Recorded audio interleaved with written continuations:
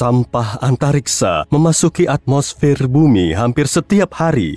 Para ahli di bumi melacak sebagian besar sampah ini. Sekitar 400 insiden seperti ini terjadi setiap tahun. Tapi, tidak semua puing antariksa dapat dilacak. Beberapa bagian satelit mungkin saja jatuh ke bumi. Alhasil, akan terjadi hujan meteor setiap malam. Sampah yang jatuh dari langit melaju sangat cepat dan menyebabkan kehancuran parah.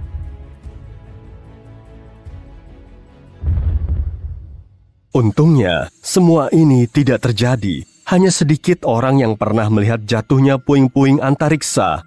Dalam sejarah, hampir tidak ada kejadian di mana satelit yang jatuh merusak properti seseorang. Untuk mengetahui apa yang terjadi pada objek antariksa saat jatuh, kita harus memahami bagaimana objek ini terbang mengitari bumi begitu lama. Bayangkan kamu bekerja di Badan Meteorologi. Hari ini, kamu meluncurkan satelit ke orbit bumi untuk memantau iklim planet kita. Satelit ini dipasang di roket. Roketmu lepas landas dan mencapai kecepatan 40.000 km per jam. Ini lebih cepat daripada kecepatan peluru dan kecepatan suara. Akselerasi ini diperlukan agar satelit mampu melawan daya tarik gravitasi bumi. Segera setelah satelit ini masuk ke luar angkasa, ke atmosfer atas, roket pun lepas dan jatuh. Tapi roket ini sudah memberikan kecepatan dan energi yang diperlukan bagi satelit untuk melanjutkan perjalanannya. Gerakan ini disebut momentum. Satelit ini berada di ketinggian ribuan kilometer dari bumi, tapi tetap saja gravitasi menariknya. Momentum dan gaya gravitasi membuat satelit ini terbang dalam lintasan melingkar di sekitar bumi. Lintasan ini disebut orbit. Pada kecepatan ini, satelit sebenarnya bisa bergerak keluar angkasa, tapi kekuatan gravitasi menariknya. Satelit meteorologimu menyeimbangkan dua kekuatan ini, dan menemukan keseimbangan ini lumayan sulit. Makin dekat satelit ke bumi, makin kuat pula efek gravitasinya. Untuk tetap berada di orbit, satelit harus terbang sangat cepat. Ini adalah salah satu contoh satelitmu yang sedang memasuki orbit dalam kecepatan sangat tinggi. Dan kini, kamu bisa melihat salah satu alasan kenapa satelit ini tumbang. Ribuan objek antariksa lainnya terbang melewati satelit dengan kecepatan yang sama. Tabrakan sedikit saja dapat menyebabkan konsekuensi runyam. Saat ini, sekitar 500.000 sampah antariksa terbang mengitari bumi. Bentuknya bisa berupa potongan kecil, seukuran bola tenis, atau yang besar, seukuran gerbong kereta atau bus. Ada juga pecahan kecil satelit. Jika dua bagian pesawat luar angkasa bertabrakan satu sama lain, keduanya berubah menjadi ribuan pecahan kecil. Jumlahnya bisa mencapai 170 juta pecahan. Orbit bumi dipenuhi puing-puing tidak berguna yang melaju dengan kecepatan tinggi. Sebagian besar bentuknya kecil, seukuran butir gula, tapi tetap punya dampak merusak yang sama dengan pecahan roket mati yang mengirim satelit ke orbit. Sebagai contoh, setetes cat dapat merusak pesawat luar angkasa jika terbang pada kecepatan 48.000 km per jam. Untuk menghindarinya, para ahli menghitung rute satelit yang mereka luncurkan sejak awal. Mereka juga melapisinya dengan lapisan pelindung kuat dari berbagai logam. Makin banyak puing lain yang terbang mengitari bumi, makin sering juga kecelakaan terjadi. Dan makin banyak kecelakaan, makin banyak pula sampah muncul. Ini adalah lingkaran tanpa akhir. Tapi para ilmuwan mencoba mengembangkan strategi guna membersihkan orbit bumi. Penyebab kecelakaan berikutnya adalah matahari. Bintang kita terus-menerus melepaskan partikel berenergi tinggi. Partikel-partikel ini bertabrakan dengan apa saja yang menghalanginya. Dan saat menabrak satelit, partikel ini dapat mengubah lintasan dan memperlambat momentum satelit. Di lapisan atas atmosfer terdapat perisai, yaitu medan magnet bumi. Satelit terbang di dalam perisai ini. Medan ini memantulkan radiasi matahari agar tidak masuk ke bumi. Tapi ada tempat-tempat di bumi yang perisainya lebih lemah. Dan saat terbang melewati tempat seperti itu, satelit-satelit ini diterpa radiasi besar. Radiasi mematikan navigasi dan operasi stabil di semua sistem. Untungnya, kecelakaan yang disebabkan oleh radiasi matahari jarang terjadi. Alasan lain adalah perubahan di medan gravitasi bumi. Planet kita terus bergerak. Proses internalnya dapat mengubah bentuk bidang gravitasi. Perubahan ini dapat mengganggu jalur terbang satelit di sekitar orbit. Untungnya, masalah akibat gravitasi seperti ini tidak signifikan. Paling parah, masalah ini bisa menyebabkan satelit jatuh setelah beberapa tahun. Dan alasan satelit jatuh paling umum adalah kita yang memutuskannya. Jika satelit tidak bisa lagi mengirimkan data atau sudah usang, spesialis langsung menjatuhkannya. Alasan umum lainnya adalah kurangnya bahan bakar. Jika kehabisan bahan bakar, satelit tak bisa dikendalikan dan berubah menjadi objek yang terbang tanpa arah. Jadi, para ahli menggunakan bahan bakar yang tersisa untuk memperlambat satelit dan membawanya keluar dari orbit. Ilmuwan merencanakan operasi ini dengan baik. Mereka menghentikan satelit di satu titik agar dapat jatuh di daerah sepi di lautan. Satelit jatuh dan melewati atmosfer bumi dengan kecepatan tinggi. Lapisan yang lebih rendah menciptakan tekanan dan gesekan yang kuat pada sampah antariksa ini. Proses-proses ini menghasilkan panas tinggi, satelit terbakar dan hancur berhamburan. Sebagian besarnya hangus. Puing-puing yang tersisa jatuh di tempat-tempat terpencil di bumi. Metode ini dapat dipakai jika satelit terbang dekat dengan bumi. Beberapa objek antariksa berada jauh dari bumi. Medan magnet bumi jauh lebih lemah di sana. Dalam kasus seperti ini, lebih mudah menggunakan bahan bakar yang tersisa untuk keluar dari gaya gravitasi. Satelit pun dikirim untuk mengapung ke angkasa luar. Potongan roket, sisa-sisa logam besar satelit bekas, dan puing-puing lainnya tidak bisa dikendalikan. Semua potongan ini jatuh ke atmosfer bumi dan berubah menjadi abu. Makin kecil objek yang jatuh, makin sedikit peluangnya mencapai tanah. Sampah besar bisa bertahan di atmosfer. Untungnya, objek seperti itu dipantau oleh layanan khusus. Saat satelit tua memasuki orbit bumi, kita sudah tahu sejak awal di mana dia akan mendarat. Dan kalau ada orang yang berada di wilayah itu, mereka akan dievakuasi, tapi ini jarang terjadi. Orang-orang hanya menggunakan sebagian kecil dari seluruh total luas lahan untuk hidup. Lebih dari 70% planet ini tertutup air. Jika atmosfer tidak bisa membakar puing antariksa ini, air akan menghancurkannya. Objek antariksa mungkin jatuh ke laut atau ke daerah-daerah yang sepi penduduk di bumi. Kemungkinan satelit menghantam rumah seseorang sangatlah kecil. Tapi jika itu terjadi, maka menurut hukum, pemilik rumah akan diberi kompensasi sesuai kerusakan.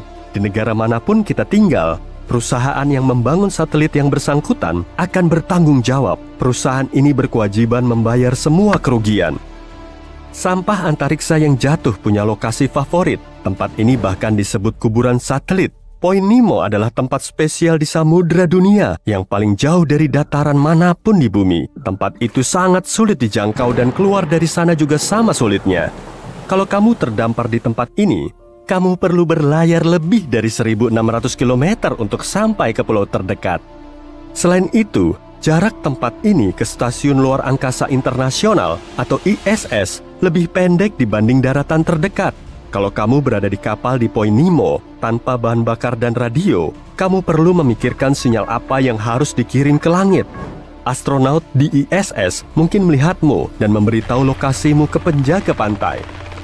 Hampir tidak ada kapal yang berlayar di sini. Oleh karena itu, semua perusahaan membuang satelit mereka di sini. Gelombang ledakan, kekuatan tabrakan sampah antariksa akan larut di lautan tak berujung. Dasar tempat ini diselimuti oleh puing antariksa. Satelit yang jatuh tidak membahayakan makhluk laut. Point Nemo adalah salah satu tempat paling tidak berpenghuni di dunia. Air dingin yang kaya nutrisi tidak sampai ke sini. Hampir tidak ada angin yang membawa banyak zat organik menuju laut. Sederhananya, tidak ada makanan yang cukup untuk menjadi tempat berkembangnya suatu ekosistem besar. Saat ini, satelit terus berjatuhan di Point Nemo dan perlahan tenggelam ke dasar laut. Saat melesat secepat 28.200 km per jam, setinggi 400 km di atas bumi. Astronot menyaksikan 16 matahari terbit dan terbenam setiap hari.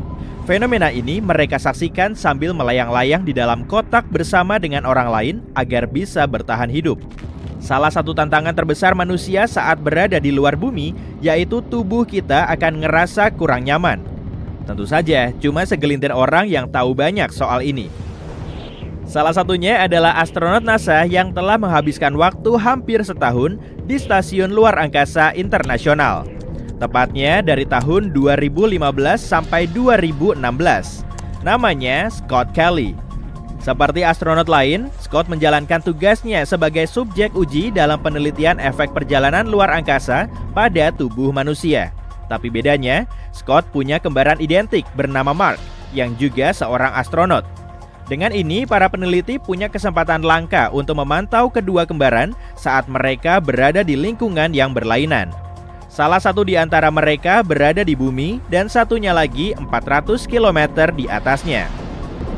Saat Scott terbang ke luar angkasa dan kakaknya, Mark, tetap di bumi, selisih usia mereka makin bertambah karena Scott menghabiskan lebih banyak waktu di atas orbit. Dan semua fenomena ini didasarkan pada teori relativitas Einstein. Menurut Einstein, waktu berlangsung lebih lambat pada objek yang bergerak daripada benda diam. Waktu juga berjalan lebih lambat saat jarak kita berdekatan dengan massa gravitasi seperti bumi. Dengan kata lain, laju kita berbeda-beda. Makin cepat gerakan kita, waktunya malah melambat. Nah, karena Scott sudah terbang ke luar angkasa sambil mengorbit bumi dengan kecepatan 28.200 km per jam, Mark mendapat tambahan waktu selama 0,005 detik. Keduanya lahir dengan selisih waktu 6 detik pada tahun 1964 dan kini jaraknya menjadi 6,005 detik. Penyimpangan waktu seperti ini dinamakan sebagai dilatasi waktu, dan Kelly bersaudara bisa memenuhi syarat di kedua aspeknya, yaitu kecepatan gerak mereka dalam kaitannya dengan jarak. Jarak mereka dengan objek besar seperti bumi juga ngaruh. Jadi tergantung pada posisi dan kecepatan kita. Waktu bisa berjalan lebih cepat maupun lebih lambat, relatif terhadap posisi orang lain pada ruang dan waktu yang berlainan. Maka para astronot di Stasiun Luar Angkasa Internasional cuma menua sedikit lebih lambat daripada penghuni bumi. Tapi kamu nggak perlu repot-repot tinggal di basement biar awet muda kok. Efeknya nggak akan terlihat pada skala sekecil itu. Kalau kamu menjadi penunggu basement, maka seumur hidup kamu cuma akan menua sepersekian detik lebih lambat daripada manusia yang hidup di atas tanah. Mikirin hal kayak gini bikin otakmu muter-muter nggak sih? Arloji yang terpasang di pergelangan kaki akan lebih lambat daripada yang berada di pergelangan tangan. Kepalamu akan lebih cepat menua daripada kakimu. Orang yang tinggal di atas gunung akan ngerasain waktu yang lebih cepat daripada mereka yang berada di permukaan laut. Contoh klasiknya yaitu skenario dua astronot kembar tadi. Scott naik pesawat antariksa dengan kecepatan mendekati kecepatan cahaya, sementara yang lainnya tetap di bumi. Saat Scott kembali ke bumi, dia cuma menua beberapa tahun, tapi dia kaget saat tahu kalau kakaknya yang di bumi menua lebih dari 10 tahun. Tentu nggak ada yang pernah melakukan percobaan ini di kehidupan biasa, tapi kebenarannya bisa dibuktiin. Saat para ilmuwan meluncurkan jam atom ke orbit, mereka punya jam yang identik di bumi. Dan saat jam yang dari luar angkasa kembali ke bumi, waktunya tertera lebih lambat dari jam di bumi. Kemudian semuanya menjadi lebih rumit, karena dilatasi waktu bisa terjadi kapan saja. Kamu bisa ngebayangin ya, seperti para astronot yang tinggal di ISS. Mereka melayang-layang sekitar 420 km di atas kita, sehingga gaya gravitasi bumi jauh lebih lemah dibanding di permukaan. Artinya, waktu mereka bergerak lebih cepat daripada kita yang ada di bumi. Tapi ISS juga terbang mengitari bumi dengan kecepatan sekitar 8 km per detik. Jadi, astronot juga mengalami perlambatan waktu daripada manusia di bumi. Tapi ternyata, Mark yang umurnya beberapa milidetik lebih tua dari Scott bisa mengalami kondisi yang lebih menguntungkan dalam jangka panjang, kalau waktu Scott di luar angkasa malah bikin tubuhnya lebih cepat rusak. 10 tim sains di penelitian saudara kembar oleh NASA mempelajari astronot kembar ini sebelum, selama, dan setelah dia menghabiskan 340 harinya di luar angkasa. Mereka juga mengamati fungsi tubuh keduanya serta melakukan tes memori. Selain itu, mereka meneliti gen keduanya untuk mencari tahu perbedaan yang mungkin muncul setelah perjalanan tersebut. Tim tersebut mengonfirmasi kalau perjalanan antariksa yang panjang bisa bikin tubuh manusia stres dalam berbagai cara. Hidup di luar angkasa dapat mengubah gen dan bikin sistem imun tubuh bekerja ekstra, sehingga menumpulkan pikiran dan ingatan. Sebagian besar perubahan yang dialami astronot berpengalaman di luar angkasa akan kembali normal setelah mereka pulang ke bumi. Tapi nggak semuanya begitu. Para peneliti menguji Scott lagi 6 bulan setelah dia kembali ke bumi. Sekitar 91% gen yang berubah nggak kembali ke kondisi normal lagi. Dan sisanya tetap berada dalam mode luar angkasa. Tapi sistem imunnya tetap waspada. Gen perbaikan DNA masih terlalu aktif dan beberapa kromosomnya masih acak-acakan. Dan nggak cuma itu aja, kemampuan mental si astronot telah menurun dari level sebelum terbang. Dia lebih lambat dan kurang akurat dalam tes memori jangka pendek dan logika. Para ilmuwan belum bisa mastiin kalau hasil ini memang diakibatkan dari luar angkasa karena pengamatannya baru melibatkan 1 orang. Tapi yang jelas, waktu itu relatif. Jadi begini gambarannya. Kalau ada jam yang diam di jalanan saat kamu mengemudi dengan kecepatan sangat tinggi dan kamu kebetulan melewati jam ini sambil meliriknya sekilas, lajunya akan lebih lambat atau mungkin benar-benar diam. Fenomena ini disebabkan oleh kecepatan fungsi mekanik jam, berjalan lebih lambat dari mobilmu. Yang kamu lihat pada jam adalah waktu di masa lalu, sedangkan kamu sudah melewatinya dan sudah berada di masa depan. Selama percobaan kecepatan tinggi ini, kamu nggak menua sama sekali karena semua proses di dalam tubuhmu berjalan pada kecepatan yang sama sepertimu. Setelah usia tertentu, kondisi tubuhmu mulai menurun, hingga akhirnya berhenti berfungsi. Fenomena penuaan ini terutama pada manusia disebabkan oleh struktur protein dalam sel yang bernama telomere. Struktur ini melindungi sel kita agar tidak rusak. Tapi dengan setiap replikasi sel, telomere mulai kehilangan kekuatannya yang disebut panjang telomere. Jika panjang telomere memendek sampai batas tertentu, sel ini menjadi rentan terhadap penyakit. Bisa dibilang, telomere adalah penghitung waktu mundur alami dalam tubuh kita yang menentukan kapan masa hidup kita akan habis. Panjang telomere dapat dipengaruhi oleh faktor eksternal seperti stres yang mempercepat penghitung waktu kita. Eksperimen penelitian kembar dari NASA termasuk mendokumentasikan perubahan panjang telomere dari Kelly bersaudara. Panjang telomere Scott meningkat saat dia di Stasiun Luar Angkasa Internasional. Sebelum misi, keduanya punya panjang telomere yang hampir sama. Maka, kalau kita mengesampingkan beberapa faktor seperti masalah stres mental, kedua saudara ini kemungkinan akan hidup seumuran.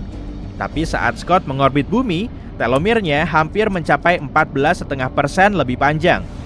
Secara biologis, Scott beberapa tahun lebih muda dari kakaknya. Tapi akhirnya, panjang telomere Scott kembali normal setelah dia kembali ke bumi. Proses ini menghabiskan waktu hampir 190 hari hingga telomernya kembali ke ukuran semula. Sampel darah dari ISS juga dikirim kembali ke bumi untuk diproses. Maka, darah tersebut nggak bergerak dengan kecepatan ISS lagi. Paradoks ruang dan waktu juga menjelaskan kalau Scott seharusnya lebih muda saat kembali. Tapi panjang telomernya kembali ke keadaan semula seperti sebelum misi. Sehingga usia Scott kembali sama dengan Mark. Minimnya gravitasi merupakan penyebab utama dari perubahan besar pada proses penuaan. Gravitasi punya peranan penting pada kebanyakan sistem tubuh kita. Misalnya saja sistem otot. Otot lansia cenderung menyusut dan memburuk seiring bertambahnya usia, sehingga jadi kurang fleksibel. Otot astronot juga mengalami kesamaan karena mereka jarang menggunakannya. Makanya, para astronot yang tinggal di luar angkasa dalam waktu lama menggunakan mesin latihan khusus untuk membantu mengurangi efek ini. Proses serupa juga terjadi pada tulang. Seiring waktu, manusia di bumi mulai kehilangan massa tulang dan biasanya berkisar antara 1-2% per tahun. Tapi di luar angkasa, mereka sangat cepat kehilangan massa tulang dan angkanya mencapai 1-2% setiap bulan. Karena tubuh astronot nggak perlu menopang berat badan, tulang mereka mulai mengurangi produksi bahan baru, lalu meningkatkan jumlah penyerapan tulang lama. Untungnya, sistem kerangka mereka biasanya kembali normal setelah mereka cukup lama tinggal di bumi. Kalau Scott terlindung dari semua bahaya luar angkasa, seperti radiasi saat mengorbit di ISS, maka dia akan hidup lebih lama dari Mark. Meski menyimpan 0,005 detik, sang astronot masih mengalami beberapa gejala proses penuaan. Jadi, kalau kamu pengen berlama-lama liburan, Usahakan tetap berada di dekat bumi dan bergerak super cepat. Weekendmu memang gak akan terasa lebih lama, tapi sebetulnya kamu bisa mendapat tambahan sepersekian detik. Tapi kamu gak perlu jauh-jauh keluar angkasa kok untuk melakukan eksperimen kecil ini. Coba deh bayangin situasi ini. Kamu seorang astronot yang lagi menjelajahi hamparan semesta dengan pesawat luar angkasa tercanggihmu. Tiba-tiba bahan bakar di pesawatmu mulai habis. Apa yang akan kamu lakukan saat terjebak di ruang angkasa kayak gini? Di situ pasti nggak ada tempat pengisian bahan bakar kan? Nah, sebetulnya kondisimu nggak akan sedakdikduk ini kok. Pesawat luar angkasa masih bisa bergerak meski bahan bakarnya telah habis. Sebab di situ nggak ada atmosfer. Dari sinilah kemudian muncul ungkapan populer ini. Di ruang angkasa, teriakan kita nggak akan bisa terdengar. Suara merambat melalui getaran atom dan molekul kecil, tapi di ruang angkasa nggak ada udara sebagai mediumnya. Jadi, suara nggak akan mungkin bisa merambat. Begitupun dengan pesawat luar angkasa, karena nggak ada udara, resistansinya juga sangat minim. Partikel kecil yang ada di ruang angkasa nggak cukup mampu mengurangi momentum pesawat maupun mendorongnya. Karena itulah, kebanyakan mesin pesawat luar angkasa bisa dimatiin di sebagian besar perjalanannya. Kalau kamu pernah ngelihat mesin pesawat luar angkasa yang terus-terusan nyala di film-film, jangan langsung percaya ya, itu nggak sepenuhnya benar. Berbeda dari kapal laut, pesawat luar angkasa nggak selalu memerlukan daya dorong untuk tetap bergerak. Biasanya, mesinnya cuma nyala sebentar agar lebih praktis dan hemat biaya. Harga bahan bakar pesawat luar angkasa super duper mahal, jadi astronot perlu memanfaatkannya seefektif mungkin. Mereka perlu bahan bakar saat pesawat mereka meluncur dari bumi dan masuk kembali ke atmosfer, atau lebih tepatnya saat laju pesawat perlu dipelankan selama kembali. Mobil dan kereta api memang punya rem, tapi mekanisme pesawat luar angkasa nggak sesederhana itu. Wahana ini memerlukan mesin agar lajunya semakin pelan hingga berhenti total. Pendorong besar di depan pesawat perlu diaktifkan secara akurat untuk menghasilkan tarikan yang sesuai hingga kecepatannya berkurang. Tapi proses ini perlu dilakukan dengan penuh presisi. Salah dikit aja, awak di dalamnya bisa langsung gosong. Beneran, kalau pendorongnya buru-buru diaktifkan, pesawatnya akan langsung terbakar saat masuk kembali ke atmosfer bumi pada kecepatan ribuan kilometer per jam. Dan kalau telat diaktifkan, masalah lain juga bisa timbul. Pesawat bisa melewati orbit bumi sampai kebablasan. Apalagi kebanyakan pesawat luar angkasa nggak punya bahan bakar yang cukup untuk masuk lagi ke orbit bumi. Jadi, perjalanan yang terlalu lelet juga perlu dihindari. Artinya, semua wahana yang kehabisan bahan bakar akan tetap melanjutkan perjalanannya di ruang angkasa pada kecepatan yang sama hingga akhirnya menabrak objek lain. Cuma dengan begini pesawat akan berhenti. Duh, kok kedengarannya agak ngeri ya? Kalau astronot mengalami hal ini, ilmuwan NASA di bumi kemungkinan besar nggak akan mengirimkan misi penyelamatan. Memang agak nyesek ya, tapi bisa dipahami kok. Saat mereka membentuk tim untuk nyari pesawat yang dimaksud, jaraknya udah terlampau jauh di ruang angkasa, sehingga mereka perlu waktu sampai bertahun-tahun untuk mencarinya. Belum lagi, biaya yang harus dikucurkan juga nggak sedikit. NASA menghabiskan biaya rata-rata 2 triliun rupiah untuk meluncurkan pesawat ke ruang angkasa. Uang segitu bisa dipakai buat beli 6 Lamborghini paling mahal. Malahan, NASA perlu menghabiskan kira-kira 700 miliar rupiah untuk mengembangkan dan meluncurkan pesawat luar angkasa pertamanya. Sayangnya pesawat yang udah keluar dari orbit bumi akan sangat sulit pulang lagi tanpa bahan bakar. Hal yang sama juga terjadi pada pesawat Dawn milik NASA pada tahun 2018 lalu. Saat itu Dawn kehabisan bahan bakar hingga terdampar di ruang angkasa. Pesawat ini berhenti memancarkan sinyal ke bumi dan mengakhiri misi 11 tahunnya yang telah memecahkan banyak rekor antariksa. Dawn nggak bisa menghasilkan listrik karena bahan bakarnya telah habis dan panel surya di situ nggak bisa mengarah ke matahari. Dan sampai sekarang, pesawat ini masih melayang-layang tak tentu arah di ruang angkasa. Untung di dalamnya nggak ada astronot. Pesawat Dawn mulai mengorbit planet Katai Sirius yang telah jadi objek investigasi pertamanya. Jadi sederhananya, orbit adalah lintasan melingkar di sekitar bintang, planet, atau bulan. Tapi kan NASA tahu banyak soal pesawat luar angkasa. Kok bisa sih cuma ngebiarin pesawatnya kehabisan bahan bakar begini? Sebetulnya jumlah bahan bakar yang diperlukan dalam perjalanan di ruang angkasa sangat sulit dikalkulasi. Kalau di bumi, gravitasi bisa bikin bahan bakar kendaraan tetap berada di dasar tangki. Dan kita bisa menggunakan sensor apung untuk menghitung jumlahnya di dalam tangki. Tapi mekanisme serupa nggak akan bisa diterapkan di ruang angkasa, karena di situ minim gravitasi. Maka biasanya, tangki bahan bakar bertekanan akan diberi kantong udara sebelum pesawat diluncurkan, supaya bahan bakar di dalam tangki bisa segaris. Semakin banyak konsumsi bahan bakarnya, kantong udaranya juga semakin mengembang. Maka celah tangki juga perlu diperbesar agar bahan bakar di dalamnya mendapat tekanan yang sesuai. Dengan mengamati tekanan ini, mereka bisa tahu sisa bahan bakar pesawat. Penghitungannya jauh lebih rumit daripada kendaraan di bumi, kan? Tapi, seandainya pesawat yang kehabisan bahan bakar ini mengangkut astronot, kira-kira berapa lama ya mereka bisa bertahan? Nah, kalau itu sih tergantung pada jumlah air dan makanan yang tersedia di pesawat. Biasanya, NASA menghitung jumlah persis makanan yang diperlukan astronot selama perjalanan mereka. Ini untuk menghindari berat tambahan di pesawat. Tapi untungnya, makanan ini bisa dijatah dan konsumsinya bisa dibagi. Makanan mereka juga dibungkus dalam kemasan khusus supaya nggak busuk. Di situ nggak ada kulkas, kan? Kemasan makanan mereka biasanya berupa kantong bening dan elastis supaya bisa dibuka dengan gunting. Semua makanan ini sudah dimasak dan diolah, jadi nggak perlu lagi dimasukin ke kulkas. Kecuali buah dan sayur segar sih, kedua makanan ini harus segera dimakan supaya nggak busuk. Astronot juga telah bekerja sama dengan ahli gizi agar mereka bisa milih makanan lezat kesukaan mereka. Pilihannya juga ada banyak loh, termasuk sup jamur, makaroni dengan keju, ayam, daging sapi, ham, kacang, dan cookies lezat. Rupanya mereka menyukai koktail udang karena rasanya pedas. Minuman aneka rasa juga tersedia dalam bentuk bubuk, mirip-mirip kayak minuman rasa buah dan kopi instan yang biasa kita minum. Tapi menariknya, astronot sering melaporkan kalau mereka nggak kelaparan di ruang angkasa. Dengan begini, makanan mereka bisa gampang dijatah. Kalau makanannya bisa dihemat, gimana dengan airnya ya?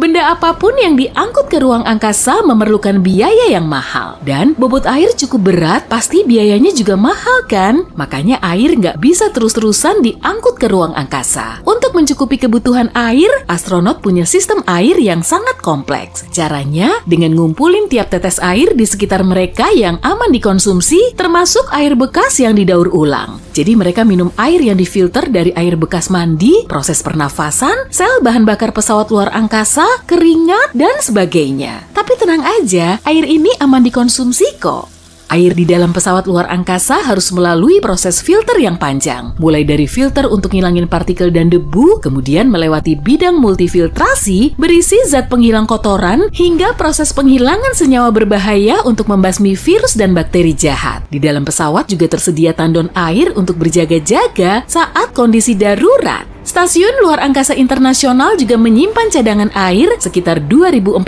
liter untuk berjaga-jaga. Tapi suplai udaranya gimana ya?